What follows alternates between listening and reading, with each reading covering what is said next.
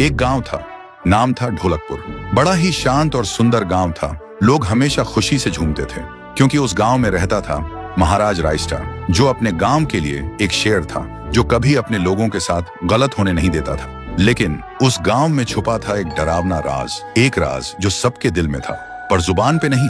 गांव के बीच एक सूखा हुआ पेड़ था जिसे लोग कहते थे श्रापित पेड़। ना कोई उसके पास जाता, ना कोई उससे आंख मिलाता। हर पूर्णिमा के अगले दिन उस पेड़ के नीचे एक लाश मिलती थी।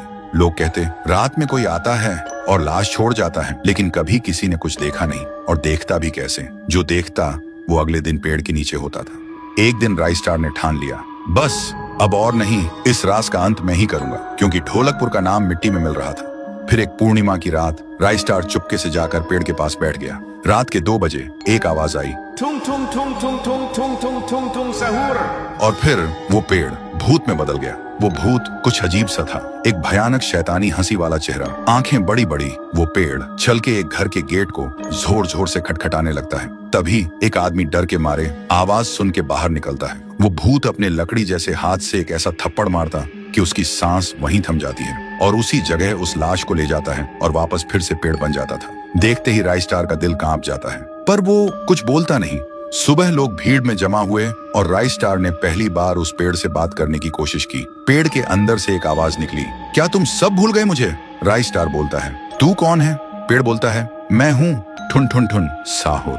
एक वक्त था जब मैं भी इस गांव का एक प्यारा सा बच्चा था, लेकिन 100 साल पहले मुझे इसी पेड़ से रस्सी बांधकर उल्टा लटका दिया गया, गांव वालों की आंखों के सामने, और मेरी मौत को तमाशा बना दिया गया, सिर्फ इसलिए क्योंकि मैंने एक राज देख लिया था जो लोग छुपाना चाहते थे।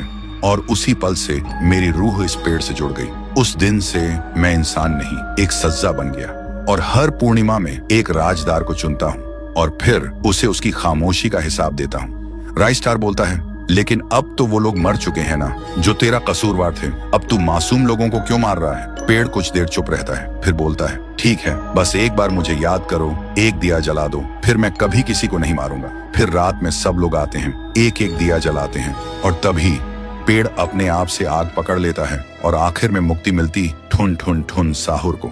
उस दिन के बाद गांव में कभी कोई लाश नहीं मिली। हर पूर्णिमा में लोग एक दिया जलाकर उसकी यादों को जिंदा रखते हैं, क्योंकि अगर भूल गए तो सपने में एक आवाज सुनाई देती थी, ठुंग ठुंग ठुंग ठुंग ठुंग ठुंग ठुंग ठुंग ठुंग सहूर।